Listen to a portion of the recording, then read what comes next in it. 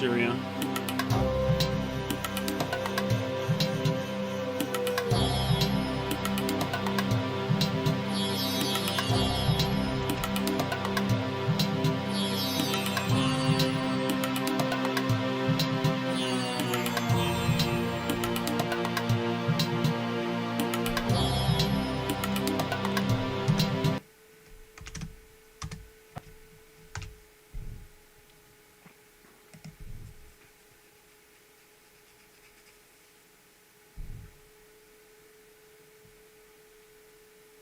Oh no.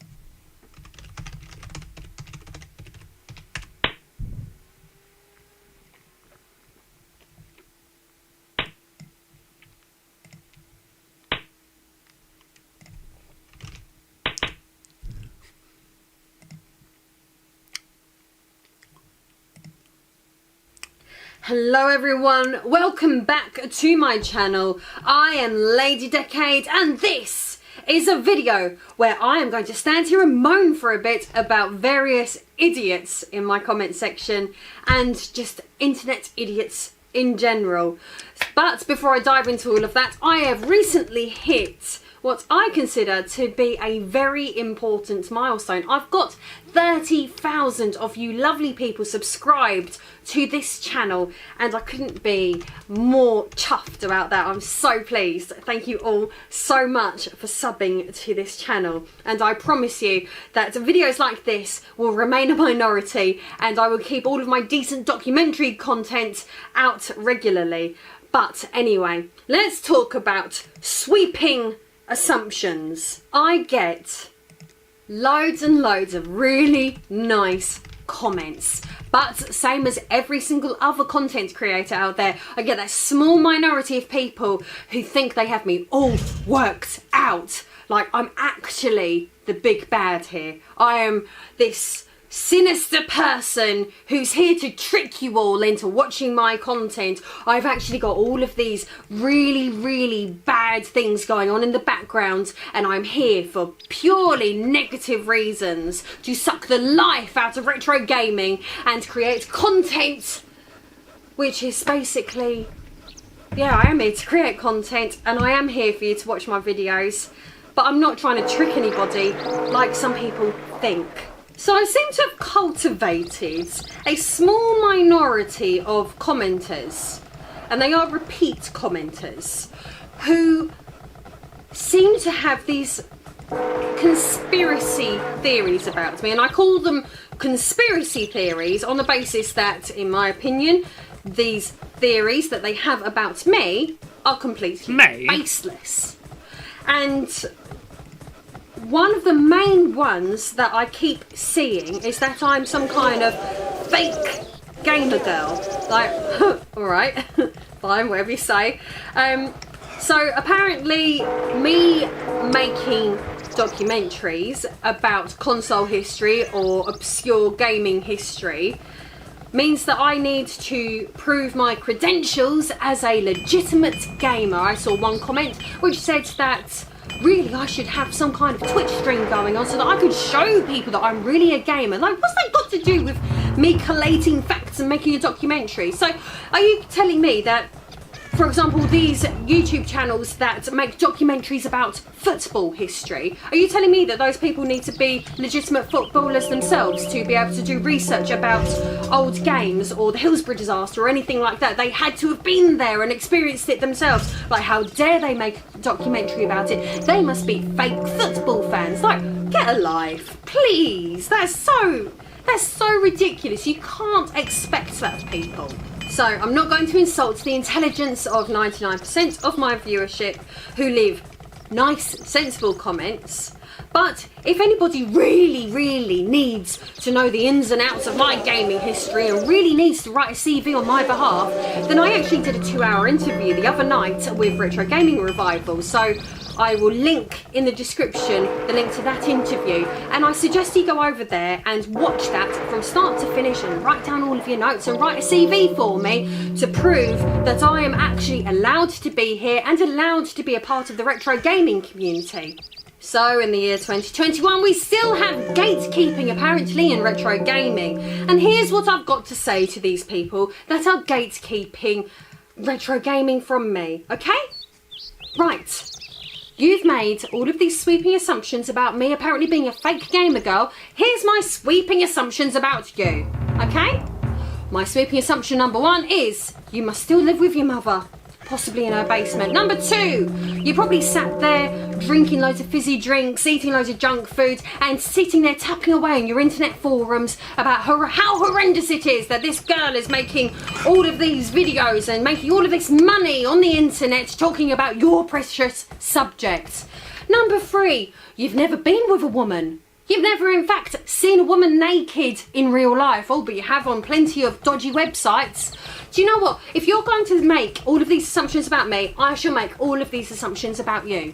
Except you don't like that, do you? You're sitting there going, well, that doesn't apply to me. I don't live in my mother's basement. Oh, that doesn't apply to me. I don't go on pornographic websites and look at women. Oh, that doesn't apply to me. I don't do this and I don't do that.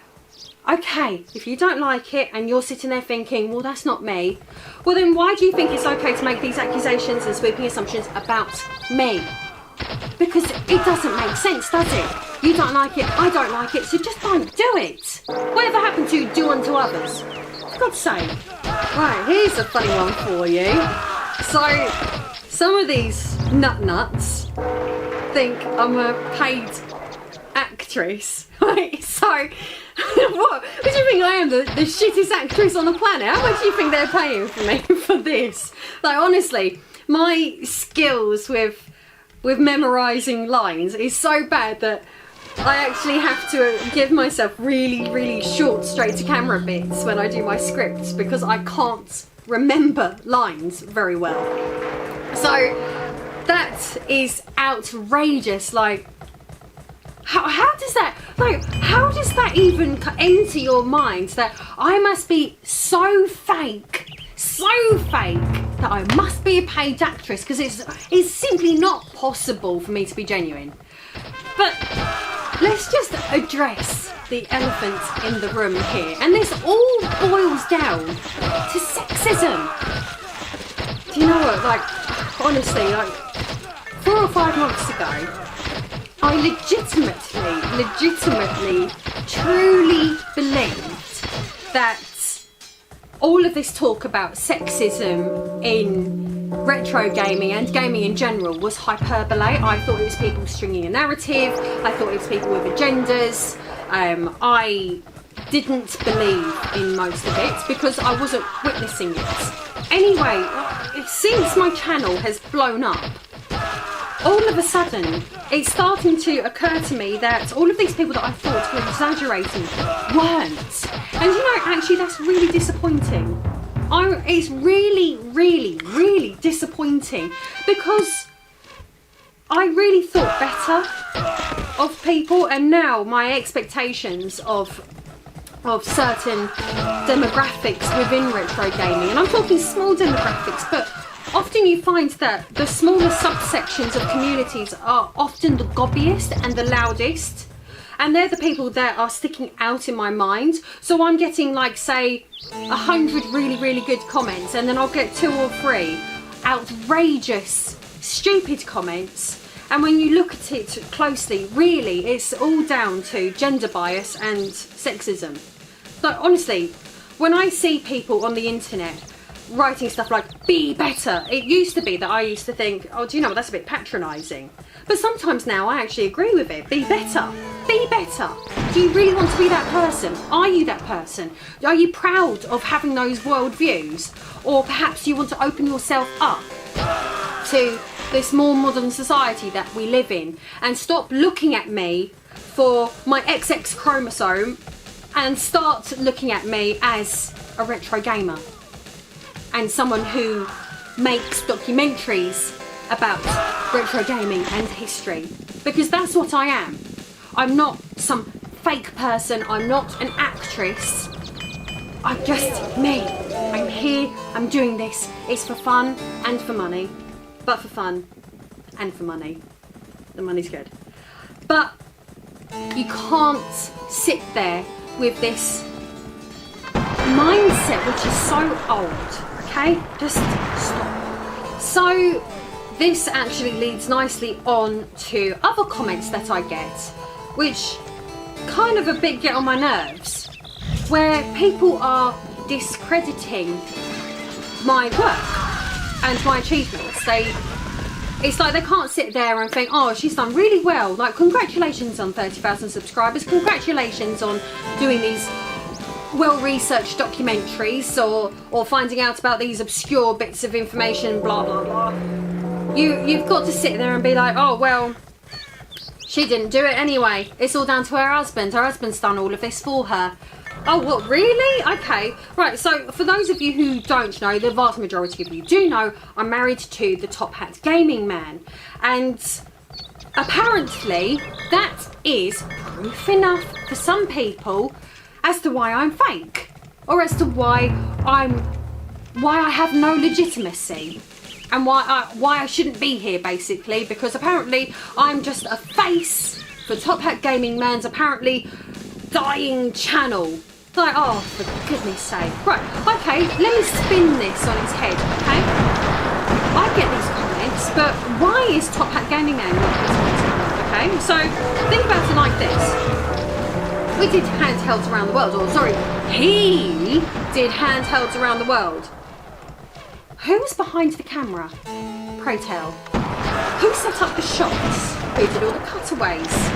And when he was in teacher training and school teaching, so let's take 3 years out of the 5.5, nearly 6 year life cycle of the Top Hat Gaming Man channel, how did he manage to do university full time, including teaching as a trainee teacher in that time? Then his year as an NQT, so that's newly qualified teacher for people outside of the UK, and another year on top of that as a full proper teacher. How did he manage all of that and manage to continue on a weekly basis releasing content? How do you think that happened? Or do you think that perhaps it's maybe the good woman behind the camera? Yes, unfortunately, just to give you a bit of a shock, the Top Hat Gaming Man channel wouldn't exist without yours truly. Who do you think helped write content? Well, I already said that was behind the camera. Who do you think helped with editing? Who do you think helped prop that up when he couldn't be Superman and do it all himself? Who do you think, hey? What, do you think he sat there and worked 24 hours a day for like 700 days straight? No, it's not possible, is it? So stop taking my achievements away from me. Stop acting like I'm pretending to be this starry-eyed newcomer who's just exploded out of nowhere with all of this magic success that has actually just come from her husband. Like, honestly, if you really, really think that all of this is one man on his own with his wife just standing there in front of the... Say this, darling. This is what you need to say. Oh, dress like this, darling. Do this, darling. No, that's not it at all. Like, just scrape away the bullshit that is right in front of your eyes and see things for what they are. Stop taking away my achievements. Stop pretending that I'm just a little woman just standing there in for the man. And stop acting like all of this is just some kind of farce because the Top Hat Gaming Man channel must be failing. It's just got 100k subscribers and has done the best, it's performed the best it has ever since we've started for the longest amount of time running. But no, I can't be legitimate in any way, shape or form because actually it's my husband doing all of this for me. Do you know what? Fuck off. So I also have people that say that my channel has suddenly exploded out of nowhere and for some reason that means I'm totally illegitimate. Well, actually, firstly, no, my channel is actually approaching 3 years old and this is technically the 4th go at me trying to relaunch the channel, except this time it actually has taken off. Now, I'm not going to go into the reasons again as to what exactly happened to make my channel take off this time, because again, go back and watch that video on Retro Gaming Revival because I spent 20 minutes explaining precisely what happened. But for those who seem to think that this is a brand new channel which seems to have miraculously, with zero experience, just appeared and exploded and it must be down to my husband. No, it's not. Because if it was all down to my husband and nothing to do with me, then why didn't my channel explode from the very first video? Why didn't it take off and why am I not at 1 million subscribers right now? It's because I've tried and then failed and then tried again and then failed again and so on until I've got to this point. So no, stop delegitimizing what I've achieved in the last few months down to your own stupid theories and perhaps take a look on my channel, skip over to videos and go look at the date of my first upload and the number of views on those videos. So the last sort of subsection of idiots that I want to talk about are what I would probably put down as being haters. I hate that word, but that's the only thing that I've been thinking about people, because there's these people that comment on my channel, comment on my husband's channel, and the comments that I'm getting at the moment, is that I'm not making my videos at all, apart from obviously voicing them and appearing in front of the camera. In fact, no, what they seem to have discovered is that actually Top Hat Gaming Man is doing all of my videos. So that's 2 videos a week on my channel and 2 videos a week on his channel, on top of everything else that we have to do. So tell me how that works, because these are the exact same people that also like to bash us, him in particular, and any other person who is on YouTube as a full-time career as lazy. Alright, so what is it then? Like, what you're saying is essentially paradoxical. Is my husband the hardest working man on the internet, the hardest grafter, or is he this total lazy, scrounging, e-begging bastard that you also think he is? Like, why don't you just pick your narrative and stick with it, and then go shout into that void? Because every time you comment on my videos now, that's where it's going into a void. Sorry to disappoint you.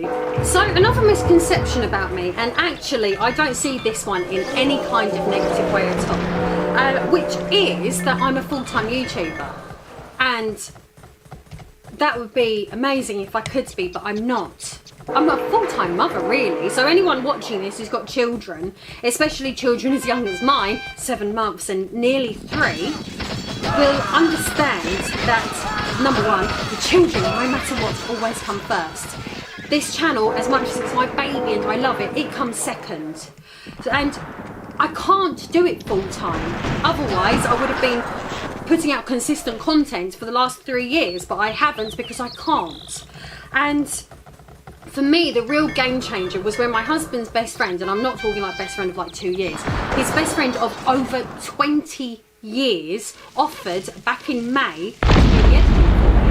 So for me, I look after the children. They wake up normally about 6:30, 7 o'clock in the morning, and that's it. As soon as they're awake, that's it. I'm up, I'm looking after them all day, and then depending on whether they have a sleep in the day or not, that really affects what time my evening starts. So I'd say on average, by the time I've sorted them out and I've sorted out the dinner for me and Gaming Man, I normally cannot start work, because it's work, until normally about 9 o'clock in the evening.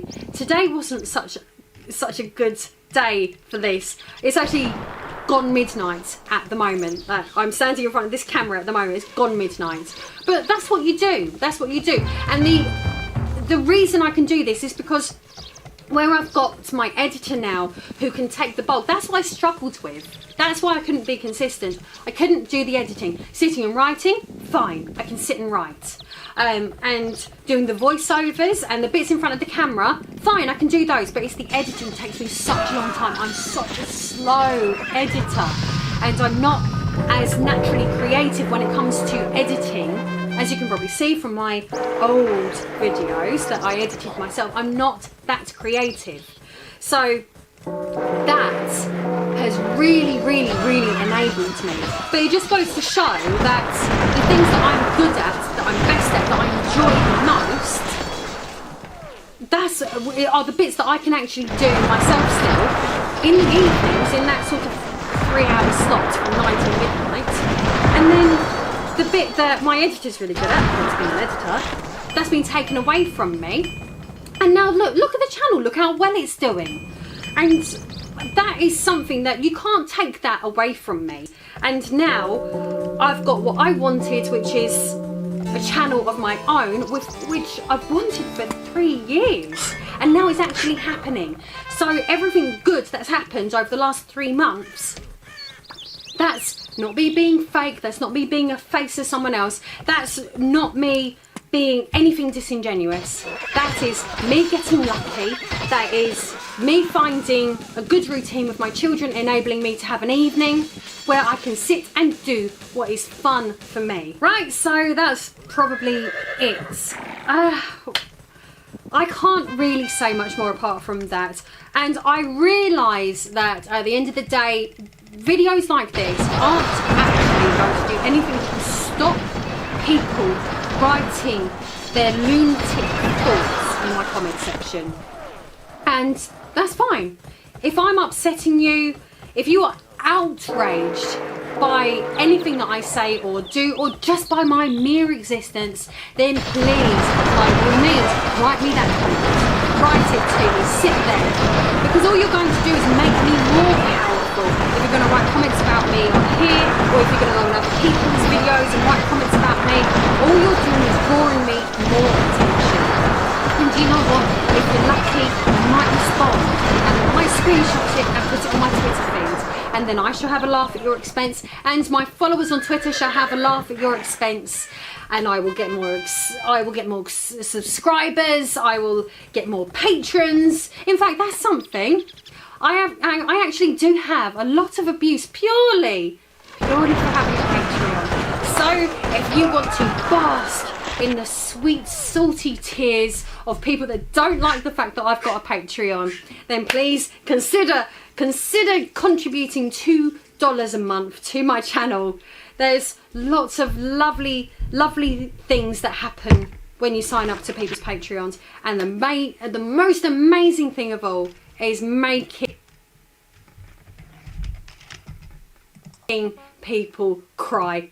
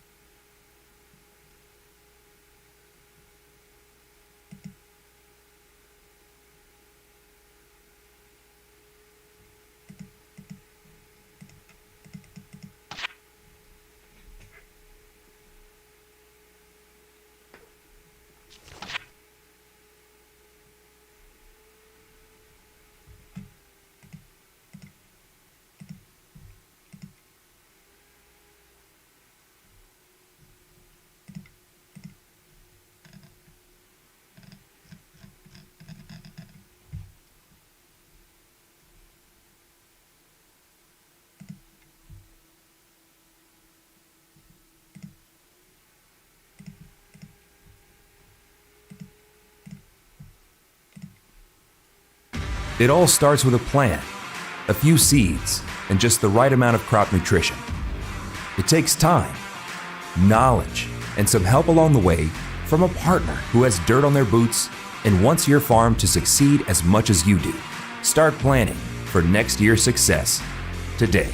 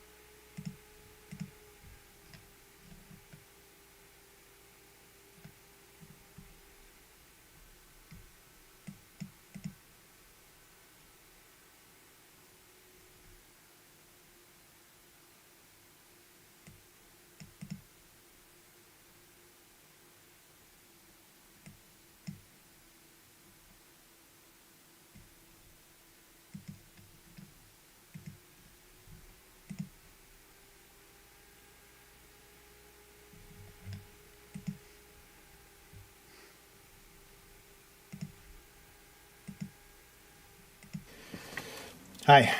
pull a lot of weight. Okay? So that's the global picture. Now, if you're not sure why that pertains to you, it starts pertaining to you when you see things like lockdowns and you start asking the questions, why did they lock down small business and churches, but they're sharing pictures all the time of people packed to the rafters in Costco or Walmart? So why did the social distancing really not apply to Costco and Walmart? Well, that starts to make sense when you find out that Vanguard owns Costco and Walmart. So it's profit. So they're taking money away from small business and putting it towards large business. Who also made most of the money last year? Amazon, owned by Vanguard. Now, it really starts to make a lot more sense as to what else is going on. And this starts where it starts to get where it's really frightening. Would you consider it collusion or racketeering, or would you have a problem with the fact that Vanguard owns Twitter and Facebook, the two biggest companies that are trying to censor alternate information against the vaccine and the lockdowns, while shaming you to anybody who doesn't want to get the vaccines or against lockdowns? You're calling it anti-vaxxers or science deniers. They're working actively at doing that. They're owned by Vanguard. But Vanguard also owns Pfizer and Moderna.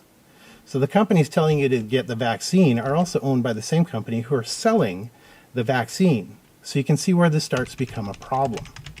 Okay, now I know you're going, well, that's Moderna, so what? What does that have to do with governments? Wait, I'm going to Perry Mason the hell out of this thing. Okay, so that brings us to part 2, which is the World Economic Forum. Why the World Economic Forum matters is going to make complete sense in a second. Most people think the World Economic Forum is pulling the strings. Well, why wouldn't you? Because there is a stereotypical Bond villain at the helm. Everybody thinks that, sure enough, they're pulling all the strings, right? But I think, just like Vanguard is underestimated, I think that the World Economic Forum is overestimated. And if you think that they're not pulling the strings and start instead looking at them like a marketing/propaganda department for Vanguard, then you go to the partners list on the World Economic Forum, and you're going to start to see that the partners list starts looking a lot like a Vanguard Group holding statement. So these are all the companies that they own. And they're right there when you start looking at the partners. This is why I think Vanguard's at the top, because on the client list or the partners list, you can find BlackRock, but you can't see Vanguard. Where'd they go? Why don't they want to be on the radar there? So some of the partners that are part of the World Economic Forum are Apple and MasterCard and SNC-Lavalin. And I think by now some of you know where I'm going with this. But there's another part to the World Economic Forum. Now you can go there, you can see all the companies that are on board with the World Economic Forum statement, and by extension, Vanguard statement. Okay? Some of those companies are Apple, MasterCard, SNC-Lavalin, as I mentioned.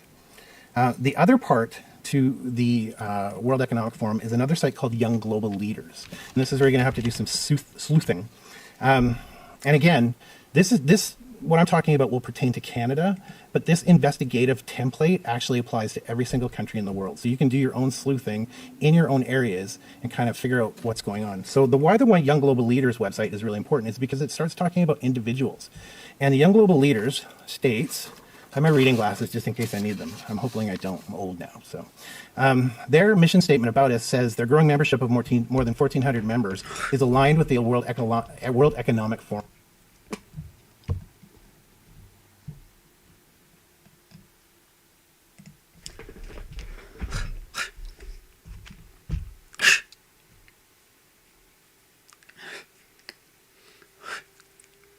Unit.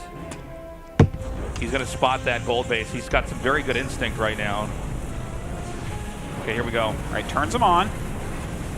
Trap right now trying to fight. Like, he cannot be losing this gold base. Yeah, just picking up whatever probes he can. There's 3 void rays remaining. And these probes basically can't get away, so he's going to kill a lot of them. I like the recall because he knows those stalkers are going to come up and catch him. He still has 5 void rays total. He has some more made over here. It's his whole army. Yeah. Oh, I guess he that's doesn't true. have any ground units. It's funny, until you pointed that out, I didn't fully appreciate that. Yeah, it's just 5 void rays. It's the best type of army, Tasis. You don't have to worry about things like terrain or, you know. This is pretty cool. He's going to wipe the gates out here. Stalkers come back. We can't really help out. So Zest now making it immortal. He's making an Oracle here as well, getting the Twilight. He does have +1 halfway done since he had that Forge. Why not? Yeah. Of course, he will get into more than just Void Rays. 2 more gates coming down. I'm trying to figure out what Trap's move is here. Because the good defense question. is so good at Zest base. Well, the thing is, once you get on the map, I mean, you can get behind those minerals with the gold base. There's really not a lot that you can, you know. Well, he has to threaten, like, counters or something. I think so, yeah. But as these gates finish up for Zest, that becomes harder. All right, Oracle Dude, flying look way at around. this. Another gold base. That's so smart. Oh my god. I feel like SOS is here tonight in spirit. This is a crazy PvP. This is one of the best PvP best of 3s we've had in a while, man. Yeah, the games are really interesting. You're right. This is a very nice one. Very nice one. Trap getting charged now. Zest is taking his third. Trap needs another Nexus, I think, right? I think so, yeah.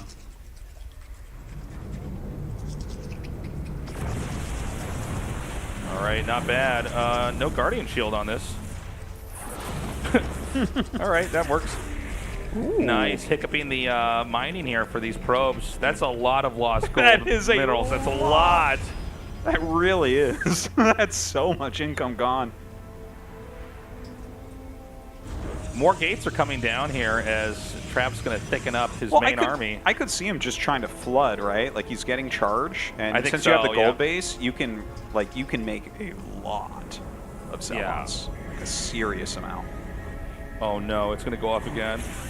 Oh, that's sick. Oh, Trap It's just just- gritted his teeth. Yeah, well, he knows, like, if that happens, if it keeps happening, like, Zest is going to get so much bigger with the money he's getting from this.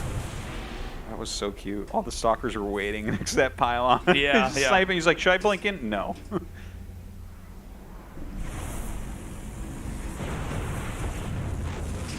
God, the amount of damage the Zest army does against stalkers is immense. Yeah, well, it's crazy to see how these stalkers can't quite get away. Oh, that's... You can make a lot of Zelons. Like a serious amount. Oh no, it's going to go off again. Oh, that's sick. Oh, Trap It's just just- gritted his teeth. Yeah, well, he knows, like, if that happens, if it keeps happening, like, Zest is going to get so much bigger with the money he's getting from this. That was so cute. All the stalkers are waiting next to that pylon. Yeah, He's yeah. sniping. He's like, should I blink in? No.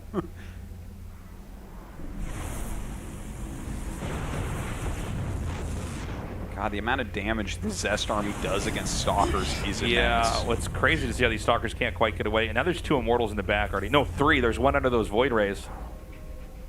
Yeah, that's a stalker killing army. Yeah. 3 immortals, 3 voids, 11 stalkers against 17.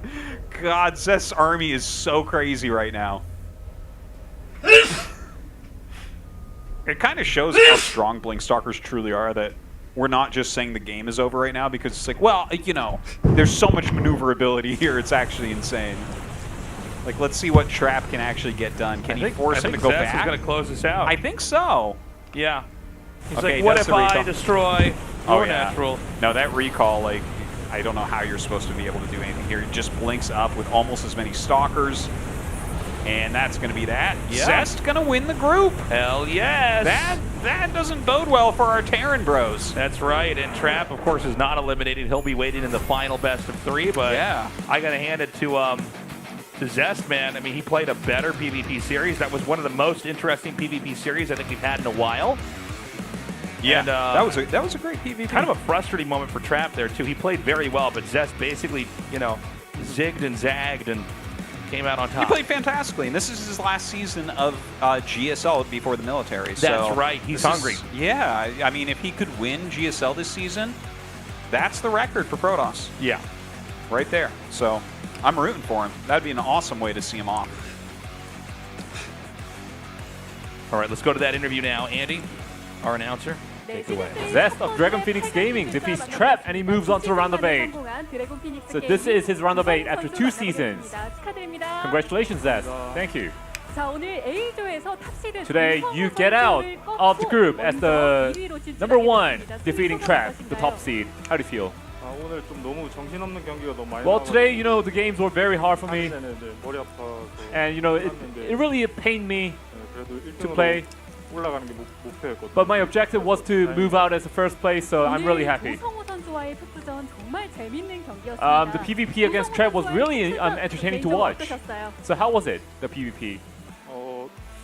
성호가 저보고 약간 그 상대하기 그 스타일이 약간 뻔하다고 했는데 Well, before 약간 Trap 성호랑 mentioned that I'm an easy 저랑 opponent 약간 스타일이 for him to play 비슷하다 against because of my playstyle. 네, 전 괜찮다 생각했어요. But you know, at the time, I thought that this was a doable game.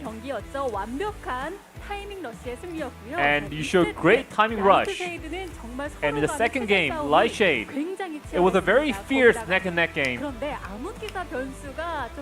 But then the Dark Templar, which was gonna act as a variable, got fended off by Trap. So what was that about? 초반에 좀 유리해가지고 Well, the second game, I definitely had the lead in the beginning. So I thought I was ahead. 솔직히 실수가 좀 나와가지고 But then I made some mistakes with the observers. 올라갔는데 암흑기사로 운 좋게 이기나 했는데 And I thought I would be able to clutch the game with the DTs, but that got fended off as well, unfortunately. And in the last game, it was the same strategy from you both going for the Void Race. So, but you won that game. So what was that about? And I was supposed to lose that game, but I was ahead in supply. 원희삭 선수가 저 플레이를 되게 잘해가지고 And parting is actually exceptional at this play.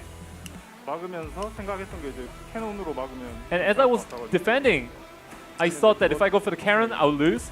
So I didn't go for the cannon. So that was the story about the PvP. Alright, let's talk about the PvT against Key now. The first game, you lost that game, but the later 2 games you won. When you were attacked by his medevac drop, it felt like you were very irritated.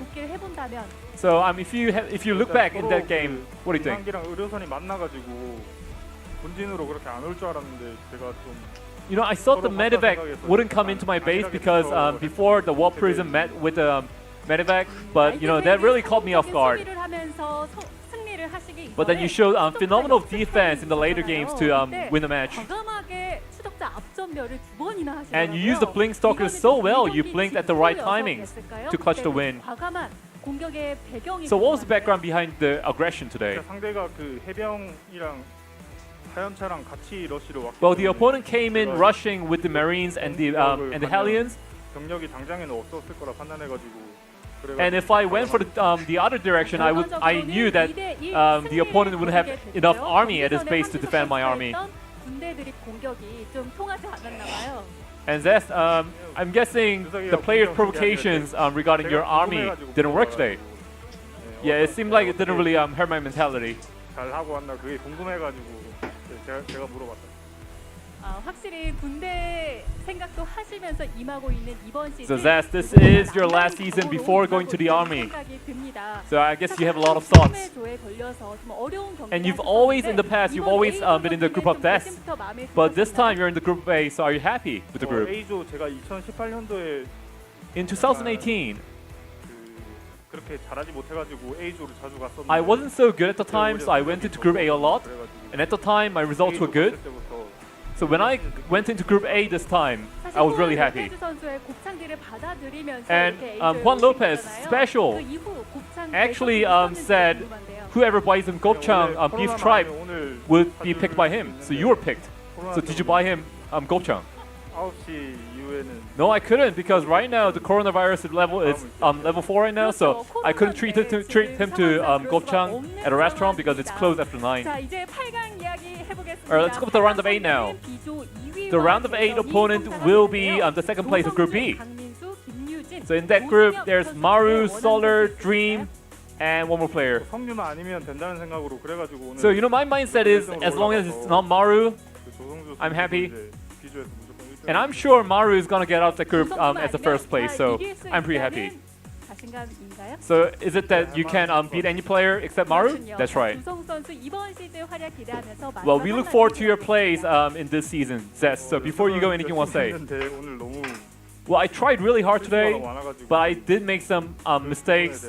So I'm gonna have to fix that. 알겠습니다. 다시 한번 8강 진출 Once again, 축하드립니다. congratulations on your advancement. Thank you. 자, 이렇게 첫 번째 8강 Thank you, 진출자 Andy. 지성우 선수 만나봤고요. All right, 계속해서 Zest moving on. That's a cool 제2의 surprise here. I actually really welcome that. It is going to be very tough, though, for Trap to not advance. I think the Terran players are in a tough spot. Zest is easier to beat in the matchup than Trap is. Trap is just so bulletproof. So it is very tough, but I think that they both have potential. They both really prepared well for Terran versus Protoss. Yeah, I agree. Especially considering the group has 2 Protoss. You have to beat Protoss to get out. So we'll see how it goes. We're going to go to a quick break, guys. We'll be right back. Bye-bye.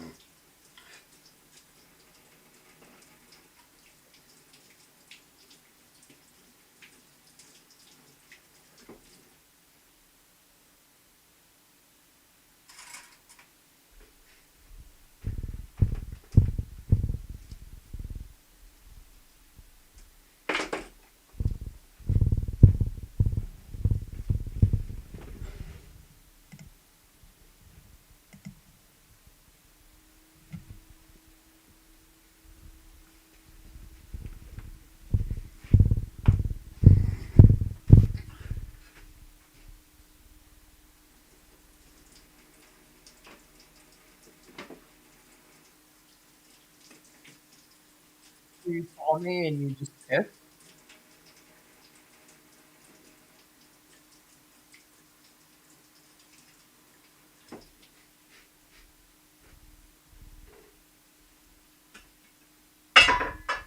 Huh. Are you streaming it? I will be. Kind of don't want you to, but...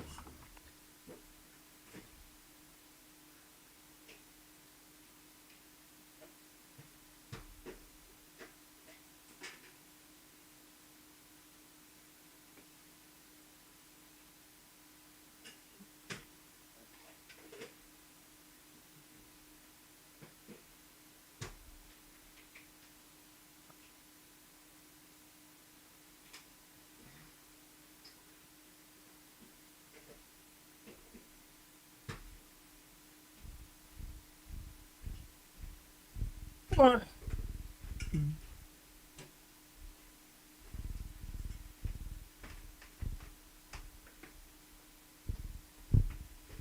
Piece of garlic.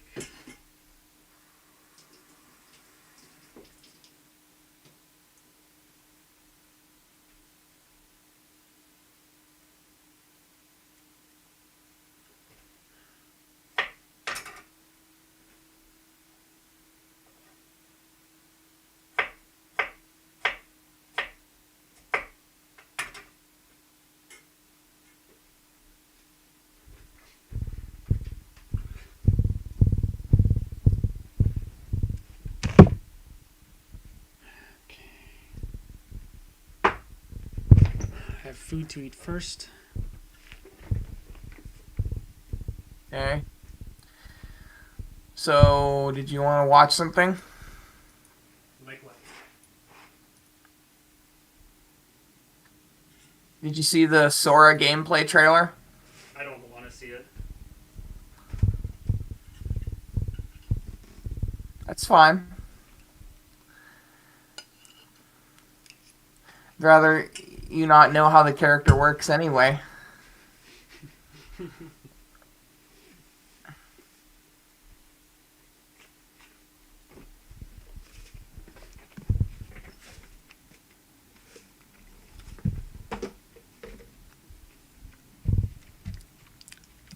Tell me when you're done. I'm not going to listen to you fucking eating with your mouth open.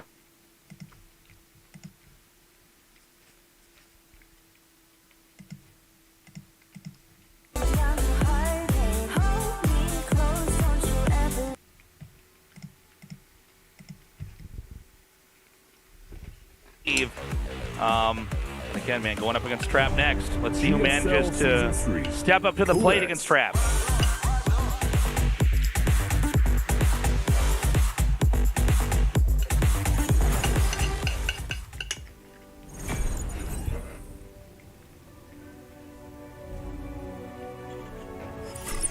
Storm Gaming Special.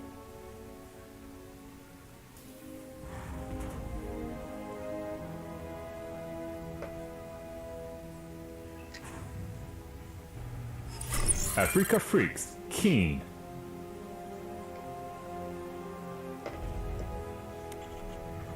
All right, I'm excited for this map in particular.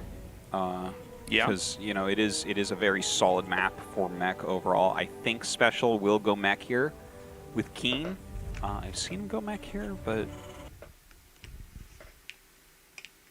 the true decision. But I think that's what we're going to end up seeing. Yeah, this is going to size up to be a fairly conservative game to start things off. Nobody wants to do any kind of rushes or anything crazy. This should be a pretty good TVT. It is nice that we got to break away from the PVTs. I know it was possible for us to just have PVTs. Be a little bit slower in the Ravens, and anytime that you can squeeze in the third Raven, that's going to be very, very nice, because the Raven is just such a strong unit in this matchup, right, with disables and all that. Auto turret harassment.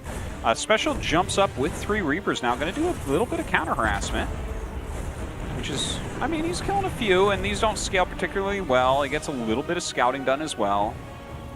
And the amount of medevacs being made, this looks... Well, first off, I think Keen is definitely not going mech here. That is a lot of Marines to be loading up. And he has. He's just going to get a spotted by big that army. Marine down there. That's what I'm wondering. If he sees 3 medevacs coming in, that is pretty a huge, big, man. huge find for Special. Does the medevac have more vision range than the Marine? I actually don't know. Oh, I'm not sure. I think I'm it's just wondering probably even. I know. I think the medevac has slightly more. It could be wrong. Could be. I just wonder if you could like see a Marine and actually turn around immediately, or if you know. So he didn't spot this. He's going to scan the NAT here. Okay, he flies over the turret into the main base. Oh so my God! These tanks are going to siege up. He has 3 Ravens though. He can disable the tanks. That is true. But where's the? Oh, I'm sorry. The tank is just underneath this overlay here. Yeah, he just needs to get right up here. Throws down some auto turrets, and this looks. This is getting This wrecked. is a pretty good cleanup. Special, just completely closing this out. No problem. Yeah, wow, all right. That was a super solid pull, and that shows the power of the Ravens, right? And I'll tell you what, man, Special now with his third base up, and yeah, Keen doesn't have a third base up right now. Yeah, this is pretty nice. And Special's going mech, and Yeah. Keen is not. I mean, that's Keen does not really have a big standing army. He's adding his barracks now, but there's like more workers for Special as well. This game looks very good for Special right now, but it's obviously not over or anything like that. We actually have a lot of Vikings out for Keen. It'll be interesting to see if he stays on that Viking production. Yeah. And maybe tries to go into Sky Terran from here. Like, you have to go bio first, right? Like, but a lot of times what you do against mech, in my opinion, I think that this is a better way to play bio against mech, because if you play just pure bio against mech, it's up to the mech player to screw up, and you have to, not only do they have to screw up, you have to capitalize on it when they screw up. Yeah, that's very true. It's really hard to play the mech, like, perfectly and not screw up, but, like, I think switching into Sky Terran, like, getting that big map control, getting a bunch of bases, then adding a bunch of starports and having that Viking control, getting into Liberators if need be, Battlecruisers if need be, whatever. In my opinion, that's the better way to play as the bio player here. So we'll see if he does that, because he has put a lot of money into Vikings thus far. One Liberator coming across the map. We've got the 2 armories about to finish here for Special. Special has no real motivation to try to move out now. Mech, it takes a while to build up, but when you've got it, it's extremely powerful. Scanning just to kind of confirm where the army is at. Yeah, it's a great scan as well, just seeing what the army is right now. Special's Liberator not going to do very much. This one as well. Yeah. If only Liberators could land. Oh, look at that. Can't believe that got away. So the 4th base is going to come up here, but Special's going to be able to match it here with a 4th base of his own. You know, the thing about being a good mech player is if you kind of, it sounds weird, but like don't do anything, you're in good shape as long as you're defended correctly. There's no need to rush out and try to do something. That really is a pressure that's put onto the bio player. Now, when you have the 4th base on this map, now you have one dilemma as the mech defending player, is that there's 2 spots you can be hit. There's also possibility of drops in the main, but let's just focus on that for now, because it looks like this is just going to be a push over here. Is he going to be ready? Is he going to be in position to try to deal with this drop? A scan, he's going to turn around. Yeah, he has the double sensor tower as well, so it's really difficult for him to actually get in here, especially even has some floating stuff up to the north. Certainly hard to be surprised here. Yeah, this... Well, hold on, I see one tank. Well, now I see a disabled tank. Yeah, and he's not going to lose this base. Like, it's a decent position for Keen where he's taken, but Special does have more Vikings, so with that air control, he can just push his Liberators in and regain the area. Nicely done here. And now these Vikings can come in here. Oh, he shoots down the Raven. Beautifully done. Yeah, and getting rid of the Liberator, of course, is going to prolong that push slightly, but he decides to back up, and it's a great call to back up. Also, I love that barracks there to give extra sight, because you look at the little ring on the minimap and you're like, okay, this is how I can get in there at maximum speed when he spots me, but the barracks screws up your math on those drops. Right. Look at this, 91 SCVs for Special. That's insane, man. Is he going to pick up more stuff over here? No, he's going to unload this. TY in the military right now, his eyes just open wide. He's like, what's happening? Someone has so many SCVs. I sense something in the force. My student. Okay, he's coming up. Yeah, look at this. This is a strong move from Keen. I really like it. But the Siege Tanks come up. Let's see if Keen can actually trade well here. Oh, man. Yeah, is he just going to chew his whole way through here? He kind of did. I guess he kind of did. Keen just wins the game. Yeah, busts through. Special just not quite defended well enough there. So, I mean, that was some killer instinct from Keen. Keen faked out attacking that fourth a couple times. There were just not enough tanks to defend the third base. It's funny. I mean, on paper, the mech player can survive that, but if you're not configured correctly, then that's what you get. Yeah, you can see Special's not too happy about that. Yeah. He was in a pretty good spot. He was just a little bit low on the units that he needed there to hold on. Right. And the thing is, if you weather the storm and get to your critical mass, suddenly the bio player can't make moves like that at all anymore. Right. But Keen with the strong win. We're going to go into 2,000 atmospheres next. We need to see a better game here from Special. Yeah. Keen really... You know, sometimes you have players, even though I feel like Special is a better TVTer, I do feel like Keen has all his Special's numbers. You know what I mean? Yeah, well, Keen is pretty strong TVT as well, I think. Yeah, you know? he is. Guys, we are ready for Game 2. Again, the loser is the first player knocked out of Codex. GSL Season 3, Codex.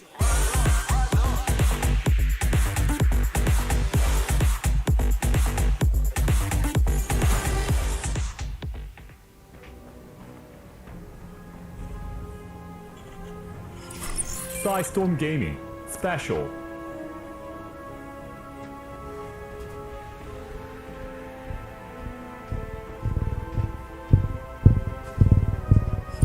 Africa Freaks, King.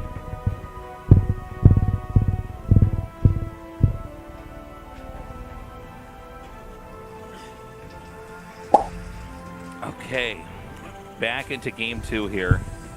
Not very often that you see a player on 4 bases meching, and the guy that's going bio-tank, the bio-tank player pushes in and kills him. It's actually not normally how TVT ends. It's kind of almost the opposite of, you know, if anything, the guy who's trying to crack open the mech player, a lot of times it backfires.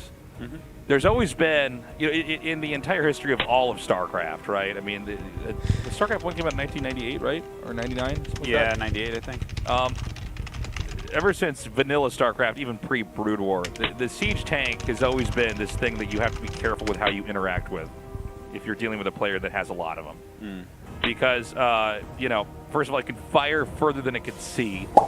And so if they're in a good spot where the tanks are sieged in the right position and they have vision, if you overstep or misstep, you just eat an insane amount of damage. Yeah. And that's never changed in the game. There's not like a situation where people are like, oh, we know how to stop that now. Not really. Not in any kind of easy fashion. Yeah. And, you know, especially now that we've had, I want to say 23 or 24 years of StarCraft, the people are very good at really capitalizing on that advantage. But I think that Keen did a pretty stellar job of basically faking out that 4th base like over and over and over and over. And then really, and it's funny because like when you see the fight of the stim units come in and the tanks are firing and there's all this stuff trying to come in front to protect the tanks, it really does go, it's really an either or with the fight. You can't tell right when it starts, but if they get there and they just shoot down just enough of the tanks, and there's anything left over there for the bio player, then suddenly the damage spikes exponentially. And that's it. Or the other way around, all the tank shots connect, most of the tanks are hit, but they're not killed, and then bam, the attacker player's army is gone. Well, one of the big things, and you kind of mentioned this in what you were just saying, is the great range of the siege tank and the damage output. That first volley is the most important thing with siege tanks, basically.